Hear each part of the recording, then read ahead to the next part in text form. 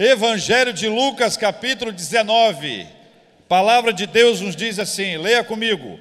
Entrando em Jericó, atravessava Jesus a cidade, eis que um homem chamado Zaqueu, maioral dos publicanos e rico, versículo 3, procurava ver quem era Jesus, mas não podia por causa da multidão. Por quê? Por ser ele de pequena estatura. Zaqueu. Versículo 4.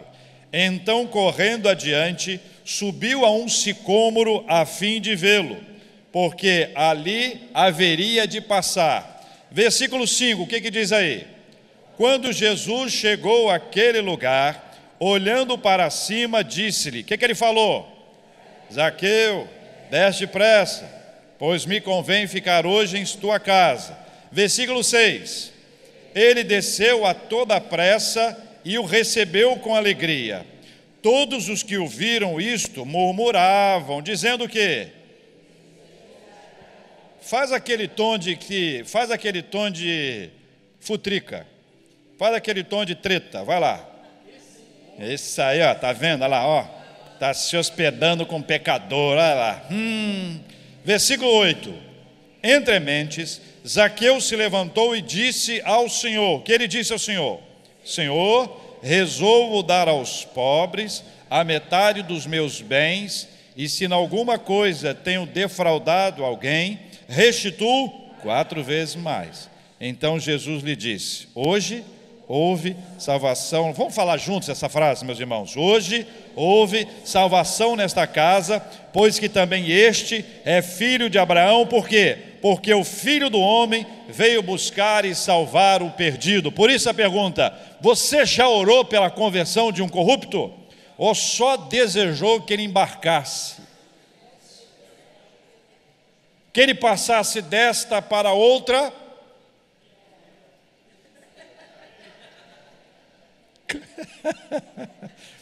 Saiu o melhor, mas é isso mesmo que pensou? O ministro da Justiça, Sérgio Moro, lançou o projeto de lei anticrime. Um dos objetivos dele mais claros é trabalhar com a corrupção no país, que acaba produzindo uma série de dificuldades gravíssimas. Dia 29 de janeiro tem uma instituição chamada Transparência Internacional, e eles publicam periodicamente um índice, que é o índice de percepção da corrupção. E ano após ano o Brasil continua a se revelar um país corrupto. Nos últimos 10 anos, segundo estimativas da Federação das Indústrias do Estado de São Paulo, foram desviados dos cofres brasileiros, nos últimos 10 anos, 720 bilhões. Nesse mesmo período, nos últimos 10 anos, a Controladoria Geral da União fez auditorias em 15 mil contratos da União com estados, municípios e ONGs, tendo encontrado irregularidade em 80% deles. Irregularidade, não necessariamente corrupção, mas é possível. Nesses contratos, eles flagraram desvios de 7 bilhões. Ou seja, a cada 100 reais roubados, apenas um é descoberto. Desses 7 bilhões, o governo conseguiu recuperar 500 milhões. De 7 bilhões, conseguiu recuperar 500 milhões, o que equivale a 7 centavos em cada 100 reais roubados, segundo os dados da Fiesp. De acordo com as Nações Unidas, 1 trilhão de dólares são pagos em subornos anualmente, enquanto outros 2,6 trilhões são roubados por causa da corrupção. Nós sabemos o que nós perdemos quando há corrupção. Os hospitais estão no estado que eles estão por 2 grandes motivos, segundo aqueles que analisam esse assunto. Um é gestão, o segundo é a corrupção. O dinheiro que sai de uma ponta nem sempre chega na outra ponta. No meio do percurso há um desvio. As escolas municipais, estaduais e federais sofrem do mesmo efeito, do mesmo impacto da corrupção. A segurança pública, que poderia estar num nível, num estágio muito melhor e mais estruturado. A nossa cidade preparada para a chuva, ou nosso estado preparado para as intempéries naturais, porque elas acontecem o tempo inteiro. Quem deve estar preparado é a cidade. Ela só não está, ou nós só não estamos, por causa de muita corrupção. Ela arranca de cada um de nós a possibilidade de sonhar para um futuro bom para os nossos filhos. Nós vivemos um tempo nostálgico, em que nós vamos lembrar: o Rio como era diferente. E aí começam as histórias. Eu podia sair, andar de madrugada, tinha até assalto, mas era muito pequeno em relação ao que nós temos hoje. A corrupção que sempre existiu, não existia no nível que existe hoje. Tudo isso acontece, meus queridos irmãos e queridas irmãs, como resultado do pecado.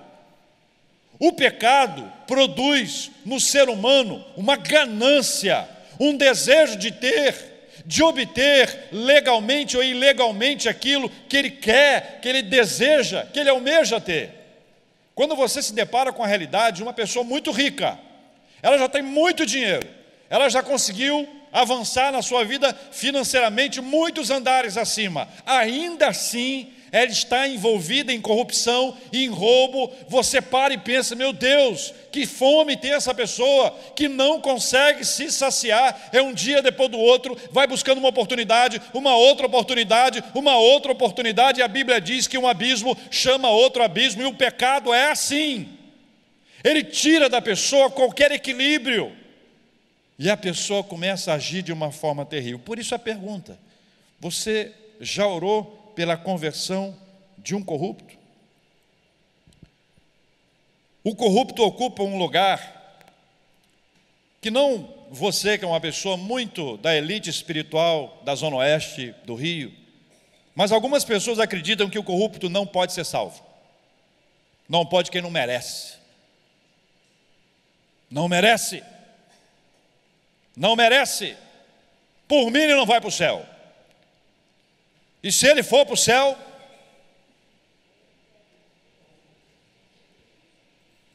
eu quero ir, mas quero ficar em outro bairro. Até o bairro dos corruptos convertidos pela graça de Deus. Mas eu não quero andar nesse bairro. A conversão, ela não se trata de merecimento. Ela tem duas questões muito importantes. Os convertidos são os que precisam. Jesus disse que os sãos não precisam de médico, e sim os doentes. O corrupto é um doente que precisa desesperadamente de um coração transformado. Porque se aquele homem ou aquela mulher trabalha com tanta intensidade e paixão para roubar, se for convertido, meu Deus do céu, se usar a mesma inteligência, se usar a sua forma perspicaz de vida, vai ser uma pessoa que produzirá resultados favoráveis e positivos para a cidade. Mas a salvação também não é para apenas aqueles que precisam. A salvação é algo da graça de Deus. Ele opera na nossa vida, Deus salva quem Ele quer. É por isso que quando nós chegamos a Jericó e nos deparamos com a realidade de uma pessoa como Zaqueu, um famoso corrupto do seu tempo, que foi alcançado por Jesus Cristo, é possível que muitos daqueles que lá estavam e que disseram: olha, ele está lá conversando com um pecador, olha com quem ele está andando com os corruptos. E a partir desse quadro, dessa realidade, as pessoas, ao invés de apoiar e de orar e clamar ao Senhor que houvesse uma transformação, passaram parte do seu tempo e da sua vida julgando, analisando e, na linguagem de hoje, queimando o filme de Jesus. É ou não é? É ou não é, meus queridos irmãos? Você já orou pela conversão de um corrupto? Se orou, parabéns. Se não orou, como é que você está esperando que haja mudança? Se você nunca orou pela conversão de um corrupto. Eu estou aqui com vários nomes na minha mente, mas por uma questão óbvia, não vou mencioná-los, mas você deve ter vários nomes na sua mente. Você já orou pela conversão de uma pessoa que fez isso? Alguns estão pagando por isso, outros ainda não. No Rio tem corrupto? Eu ouvi um i aí? Ih, pastor. Eu estava pensando, se Zaqueu morasse no Rio, em que bairro do Rio ele moraria? Daqui eu já vi algumas pessoas, alguns moradores da Barra dizendo Ipanema, Leblon. Se tiver alguém de Ipanema, está dizendo Barra da Tijuca, ele é um emergente. Irmãos, Zaqueu morava em Jericó, mas com o dinheiro que ele tinha, ele podia estar viajando. Mas ele não viajou no dia que Jesus estava lá. No dia que Jesus foi lá, Zaqueu estava em Jericó. No dia que Jesus foi lá, Zaqueu poderia estar em Jericó, mas em outro bairro, em outro canto, em outro lugar. Mas Zaqueu não estava em outro canto, em outro lugar, nem em outra cidade, nem em outro país. Zaqueu estava em Jericó. E mais do que isso, se Jesus ia passar por essa via aqui, Zaqueu estava próximo dessa via. Por isso ele correu, subiu num sicômoro, numa árvore que tem raízes bem baixas, subiu naquela árvore para ver Jesus de perto, porque ele era de baixa estatura, segundo o que a Bíblia diz. Aí eu pergunto para os irmãos, alguns vão dizer, que coincidência, hein? Puxa vida, que coincidência. Eu vou dizer, que providência divina. Sabe por quê? Porque se Zaqueu estava ali é porque Deus queria tratar a vida dele. Todas as vezes que Deus está ministrando a vida de alguém, e se alguém está ali, essa ministração pode ser para outro, mas ela é primeira, inicialmente, prioritariamente, para a vida daqueles que estão ali, próximos dos que estão sendo alcançados por essa palavra. Na agenda de Deus havia um plano. Hoje, Zaqueu será convertido. Na agenda de Deus. Zaqueu sabia disso? Não sabia. Zaqueu tinha aparentemente, meus irmãos, tudo que alguém podia querer à sua época. Ele era rico, ele era próspero, ele era bem-sucedido. Muita gente quer isso hoje em dia. Ser rico, ser próspero e ser bem-sucedido. Há algum problema nisso? Hein? Ué, pastor, alguém vai querer ser pobre a vida toda? Tem gente que diz, se eu fui pobre, nem me lembro mais. Tem gente que diz. Não há nenhum problema nesta perspectiva que aqui está. Ser rico, ser próspero, ser bem-sucedido. Mas para muitas pessoas esse é o alvo da vida. Algumas pessoas desejam isso acima de todas as outras coisas e são capazes de largar a família, de passar por cima de pessoas, de atropelar outros por causa do dinheiro. O dinheiro é capaz de cegar o indivíduo a ponto dele abandonar até a sua própria fé, deixar de estudar a palavra de Deus, deixar de frequentar a igreja, deixar de servir ao Senhor. Sabe por quê? Porque almeja a riqueza, a prosperidade. Porque vive no mundo de aparências, porque vive no mundo onde se expõe, e essa exposição é o ideal. Zaqueu era isso, e quem olhasse para ele poderia dizer, que beleza, essa é a vida que eu pedi a Deus. Só que Zaqueu não pensava assim, meus irmãos. Eu posso afirmar que ele não pensava, porque quando ele vai até Jesus Cristo, embora ele pareça ser uma pessoa ótima e ter uma vida ótima, ele está querendo alguma coisa extraordinária. Ele fez alguma coisa que, em geral, as pessoas que têm posses não fazem. Ele se expôs para ver Jesus Cristo. Ele se expôs, e apesar da sua riqueza, ele sobe naquela árvore como qualquer um de nós, mortal. Ele sobe naquela árvore porque ele quer ver Jesus. Algo moveu, algo mexeu com a sua vida. Ele tinha ouvido falar a respeito de Cristo, é possível. Ele sabia quem era ele, é possível. Mas ele sentia alguma coisa extraordinária. A parte divina foi, Zaqueu será alcançado pelo poder do Evangelho. Essa é a ação divina. A parte humana foi, Jesus está chegando, vou subir nessa árvore porque não quero perder essa cena. Toda a ação de Deus na nossa vida, irmãos e irmãs, tem algo que só Ele pode fazer. Zaqueu não tinha condições de fazer o que Jesus passasse na cidade dele ou na região dele naquela hora. Era impossível para ele. Ele não tinha essa autoridade. Deus fez isso. Mas subir na árvore era o papel de quem? De Zaqueu. Aí eu vou contar para você uma história. Deus está ministrando a sua vida, te dando oportunidade, se revelando a você, falando com você de diversas formas. Essa é a parte dele. E a sua parte nesse propósito? Qual é a sua parte nisso? É a sua garra, a sua luta, a sua determinação. Ainda que tenha que subir numa árvore, você vai, você luta, você busca o Senhor. Ainda que você tenha sono, você busca o Senhor. Ainda que você tenha preguiça, você busca o Senhor. Ainda que o pecado queira te impedir, ainda que o pecado queira te segurar, ainda que todas as coisas sejam ali agitadas contra você, apesar de tudo isso, pela graça do Senhor, você vai vencer, você não vai desistir, porque Deus vai te dar a perseverança e porque você sabe o que você quer. Amém, irmãos? O problema da riqueza de Zaqueu era a origem.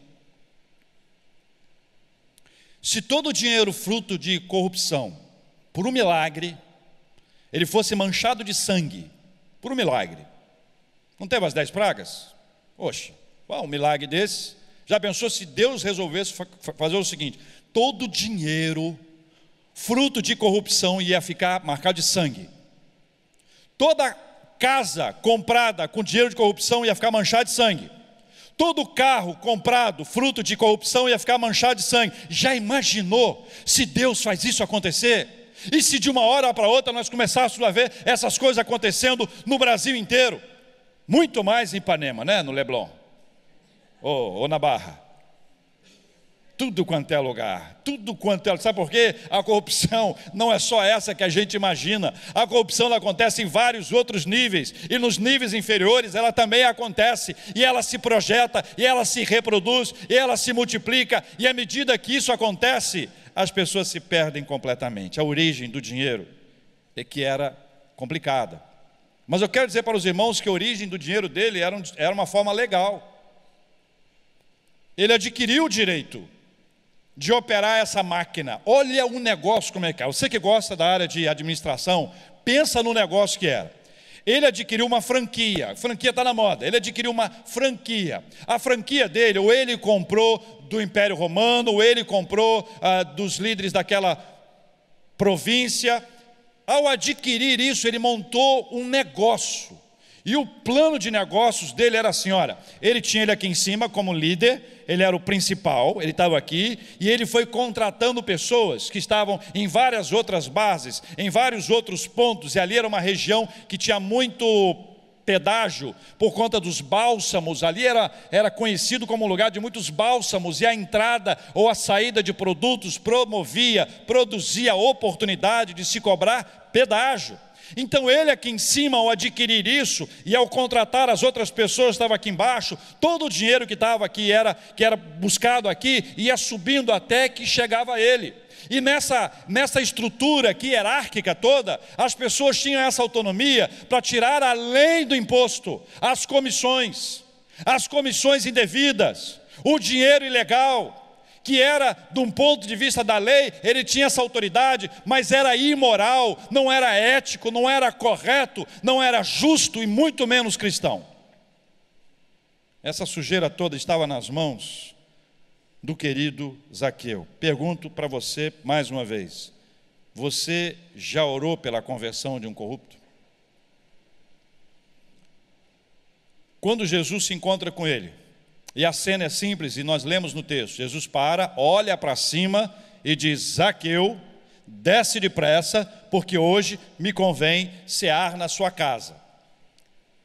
Na minha análise, os pastores têm aqui, temos 4 pastores maravilhosos aqui, mas na minha análise eu não lembro de nenhum outro texto. Olha, temos 5 pastores maravilhosos hoje aqui. Eu não lembro de nenhum texto em que Jesus tenha se convidado para ir à casa de alguém. Nos outros todos ele vai, as pessoas o chamam, convidam, oferecem para ele um banquete. Mas nesse texto ele se convida. Ele diz: desce depressa, que hoje me convém cear na sua casa, me convém para a sua casa. Vamos lá, bater um papo, vamos tomar um café, vamos conversar, eu preciso ir lá na sua casa. Só esse fato revela a singularidade desse texto. E a experiência maravilhosa do irmão Zaqueu ao receber Jesus na sua casa por um convite feito pelo próprio Jesus Cristo. Jesus quer entrar na casa de Zaqueu, Jesus quer estar na casa de Zaqueu, e a presença de Jesus na casa de Zaqueu promove uma mudança extraordinária.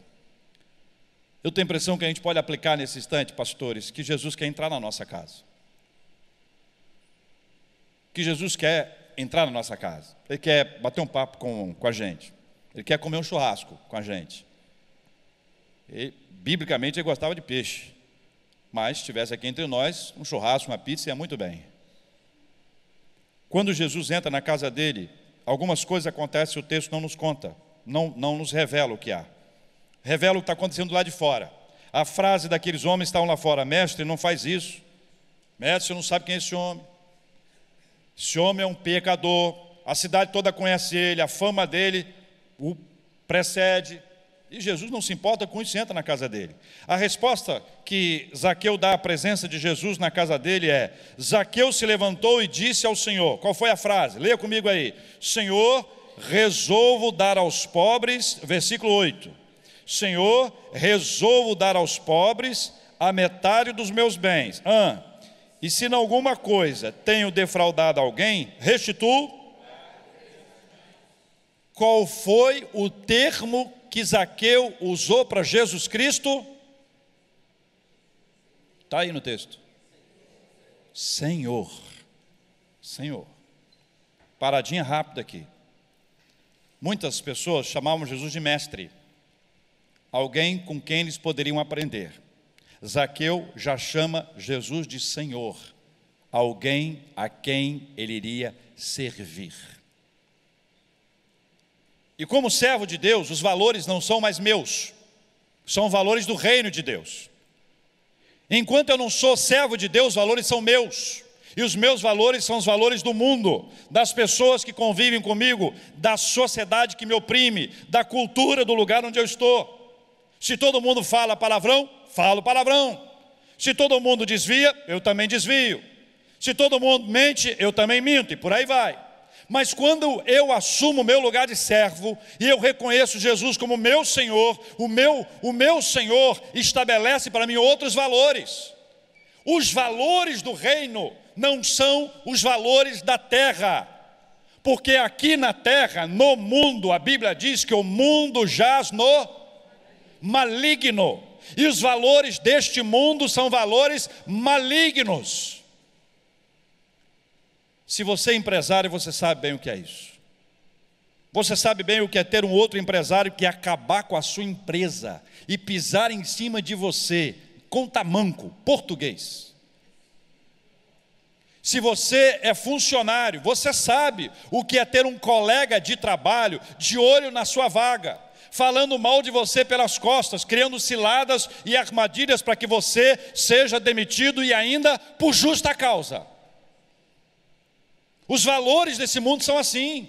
Os valores desse mundo são valores daquele mundo que jaz no maligno. Mas no momento em que você chama Jesus de Senhor, os valores não são deste mundo. O Evangelho prevê mudança. O Evangelho prevê transformação. Se não houver transformação, não houve ainda o Evangelho na sua vida, ou na vida daqueles que assim agem. O senhorio de Cristo é implantado. O velho Zaqueu morreu, nasceu outro, servo de Cristo. O velho Zaqueu morreu, o velho homem morreu. A Bíblia fala, ela traz para a gente essa ideia de que em Cristo nós somos novas criaturas, velho homem e novo homem. Para que haja o novo homem, o velho homem tem que morrer. Mas muitos que acham que morreram só desmaiaram. E volta o velho homem o tempo inteiro. E volta o velho homem o tempo inteiro. Nós temos uma morte espiritual para que haja um nascimento espiritual. Jesus explicou isso para Nicodemos. Tem que nascer de novo, Nicodemos. Se você não nascer de novo, você não entra no reino dos céus. E eu quero fazer um parênteses importante aqui, irmãos. Tem gente que acha que conversão é adesão à igreja. Agora eu sou membro da igreja, minha vida está resolvida espiritualmente. Não está. Ser membro da igreja é resultado da ação de Deus na sua vida. A adesão a uma igreja, ao rol de membros de uma igreja, é resultado da ação de Deus, a ação espiritual do Senhor em você. O velho homem já morreu, o novo homem está de pé. E está de pé porque Deus o levantou. Não está de pé porque as suas forças o mantêm de pé. Porque a Bíblia diz, aquele que pensa está em pé, veja que não caia. Não é aquele que está em pé. A Bíblia não diz aquele que está em pé, diz aquele que pensa que está em pé, veja que não caia. A metade dos seus bens agora será dos pobres. Zaqueu libera a metade dos bens dele. Pensa comigo, meu irmão. Pensa comigo. Metade dos bens. Metade dos bens. O costume judeu era que 1/5 da renda anual de um homem deveria ser dada para as obras de amor. Dar 1/5 seria o esperado. Mas para alguém convertido por Jesus Cristo, 1/5 é muito pouco. Ele dá a metade dos seus bens. Mas ainda havia um probleminha bem grave. O dinheiro que ele pegou das comissões, fruto da corrupção, fruto daquilo que estava sendo estabelecido, as vantagens indevidas. Com a outra metade dos seus bens, Zaqueu resolveu ali restituir 4 vezes mais a quem ele tinha defraudado. Ele ainda diz, se defraudei alguém.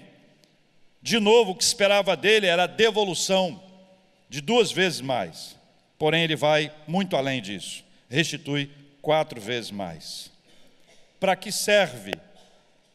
Para quem serve ao dinheiro, que por causa do dinheiro rouba, que por causa do dinheiro passa por cima dos coleguinhas de trabalho, que por causa do dinheiro cria ciladas para as pessoas, que por causa do dinheiro trai, que por causa do dinheiro busca coisas absurdas. Abrir mão disso é um milagre do Senhor.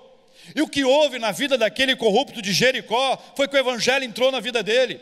E ao entrar o evangelho na vida dele, os seus valores foram mudados. Irmãos, os nossos valores são mudados quando o evangelho entra na nossa vida. Os nossos valores são transformados. Por quê? Porque até agora os meus valores se baseavam no mundo, e o mundo jaz no maligno.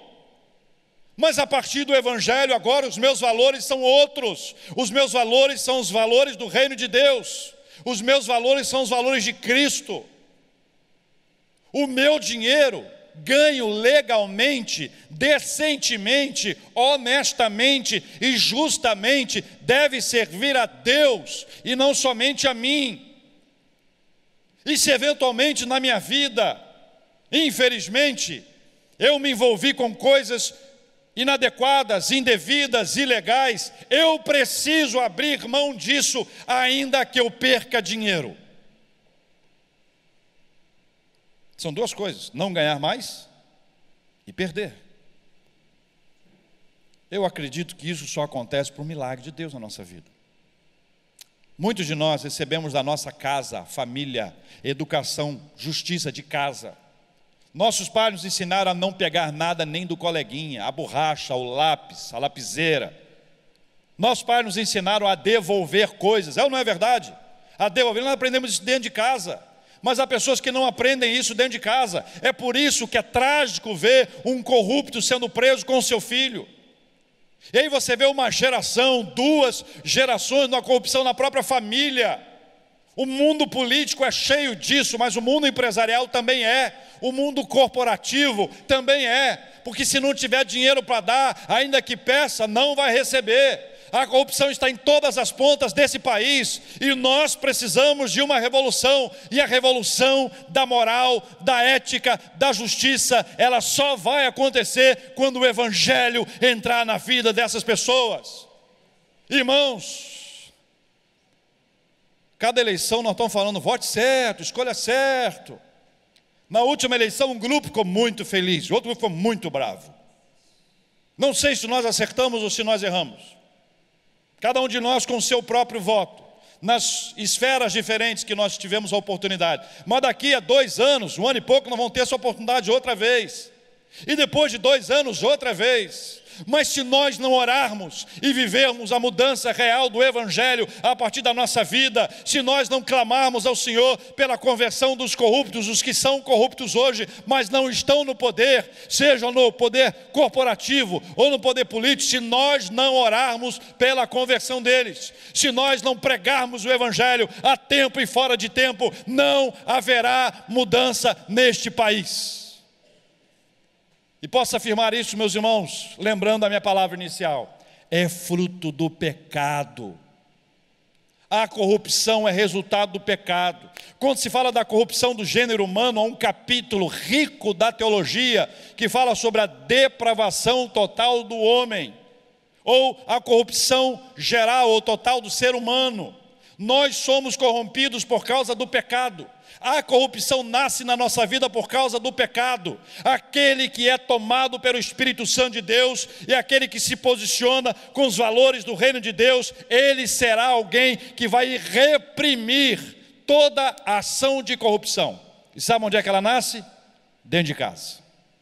Dentro da sua casa, começa lá na sua casa, os valores do reino lá na sua casa, os valores do reino pregado para os seus filhos, os valores do reino pregado para os seus netos, os valores do reino que não aceitam absolutamente nada que não seja lúcido, justo, às claras. Depois aonde? Na escola. Na escola. Não vou perguntar quem já colou aqui, porque fica até feio perguntar. Eu sou uma pessoa muito discreta, não gosto de perguntar coisas que eu acho que aconteceu com as pessoas, para que elas me digam que sim ou não.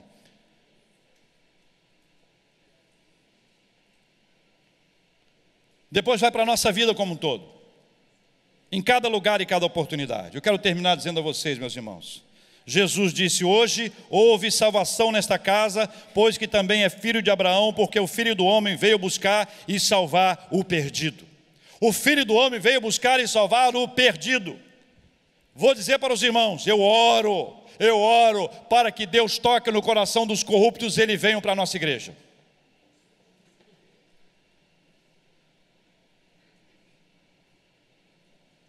Para serem tratados pelo Evangelho de Jesus Cristo. Para serem impactados pelos valores do reino e não os valores das trevas, os valores do mundo. Amém, meus irmãos? Mas quando você souber que o pastor, os pastores, o conselho foi recebido na casa daquela pessoa, que você pode imaginar, qualquer pessoa, ou que nós fomos a algum lugar orar por alguém, assim, ah lá, reverenda nas cabeças lá agora, conselho da igreja, olha lá, está envolvido. Quando você começa, lembra desse texto bíblico, porque nós vamos orar para que o Evangelho transforme os seus colegas de trabalho através da sua vida, que o Evangelho transforme as pessoas da sua família através de você, que o Evangelho transforme os nossos líderes através de cada um de nós. A salvação é uma obra divina. Deixar o que te afasta de Jesus e seguir para Deus é a obra humana, é o processo humano. Vamos lutar, meus irmãos, contra tudo que nos impede de seguir a Jesus Cristo. E uma dessas coisas é o amor ao dinheiro. Há dias atrás eu disse que eu quero muito que você tenha um helicóptero. Quero muito que você tenha um avião. Quero mesmo. Eu não quero andar no avião, não. Quero só tirar foto. Semana passada eu contei isso aqui, que na Rússia é comum agora as pessoas alugarem um avião para tirar foto, para dizer ou que é deles ou que estão fazendo uma trip, hashtag trip.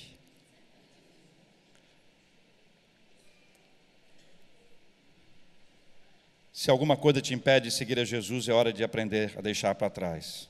A salvação alcançou toda a família de Zaqueu. Jesus disse: hoje houve salvação nesta casa. Os comentaristas da Bíblia, eles dizem: olha, a salvação não foi apenas para Zaqueu, mas Zaqueu foi a porta de entrada do Evangelho para a família dele. Zaqueu foi a porta de entrada para que a casa dele fosse transformada pelo poder do Senhor. Zaqueu foi alguém alcançado pelo Evangelho de Jesus Cristo. E se um homem, o homem da casa, o sacerdote do lar, é alcançado pelo Evangelho, ele vai compartilhar esse Evangelho com a sua família inteira. Nós precisamos de homens que falem de Jesus Cristo para sua esposa e para os seus filhos. Homens que assumam o seu papel de sacerdote do lar. Homens que leiam a Bíblia. Homens que orem. Homens que compartilhem a palavra do Senhor. Amém, mulheres? Agora tem um troco. Nós precisamos de mulheres sábias. E a Bíblia diz que as mulheres sábias, elas edificam o lar. Nós precisamos de mulheres sábias que consigam orientar os seus esposos quando eles começam a enfraquecer na fé. Mulheres que intercedam por seus maridos. Mulheres que se ajoelhem e clamem pelos seus esposos quando eles vão viajar. Quando eles vão ter uma atividade profissional difícil, quando eles tiverem um desafio, quando eles estiverem em crise, quando estiverem vivendo sob estresse, é menos cobrança e mais oração. Amém, maridos?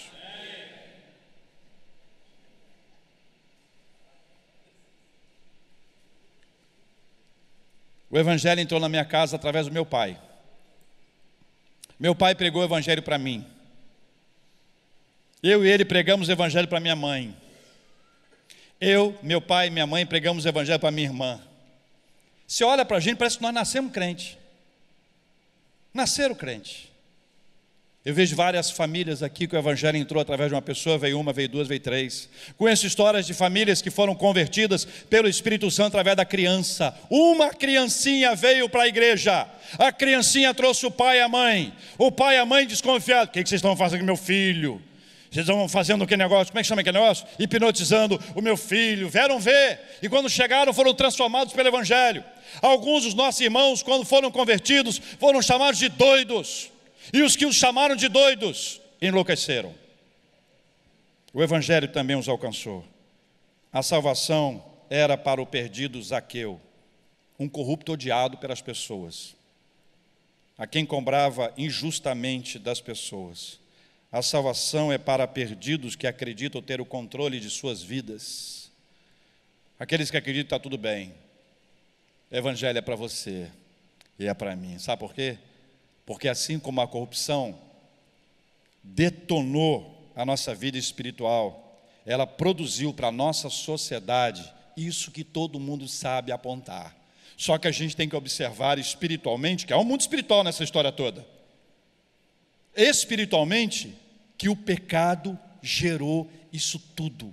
Ou seja, para virar essa história, os corruptos têm que ser presos, as empresas corruptas têm que pagar, têm que devolver o dinheiro, têm que fazer tudo isso, e nós crentes temos que orar para que eles sejam convertidos pelo evangelho de Jesus Cristo.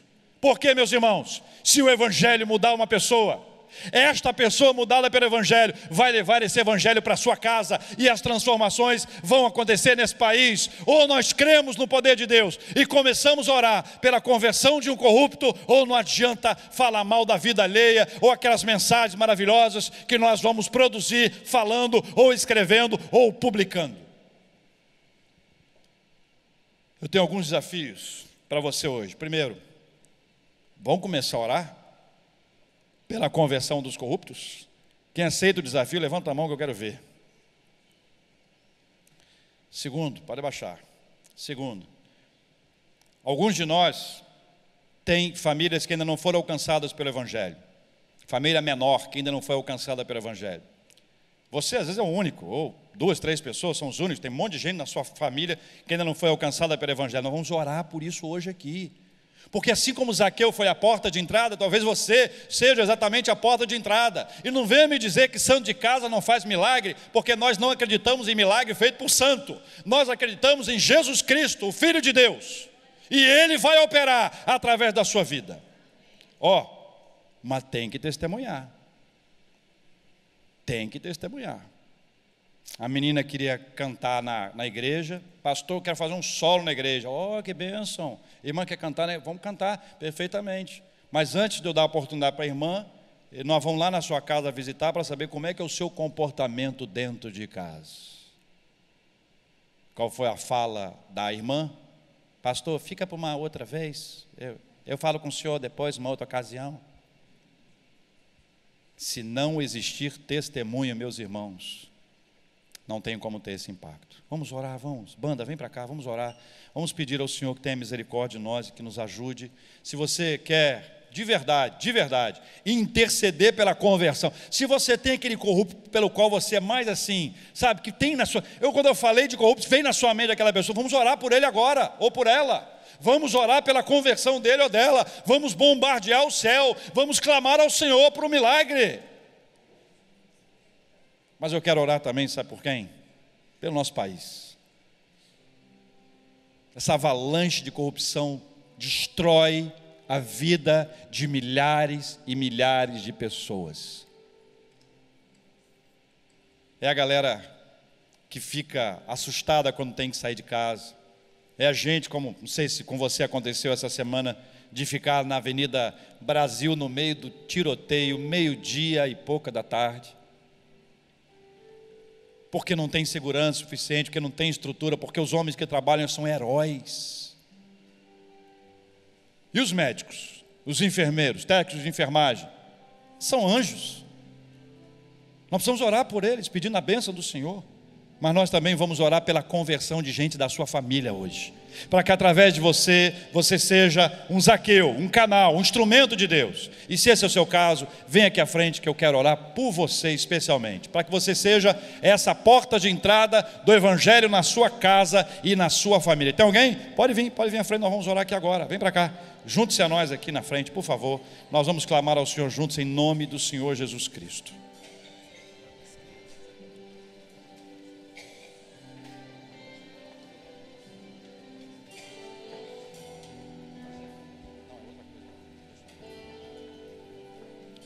Pode chegar. Primeira oração vai ser feita pela conversão dos corruptos.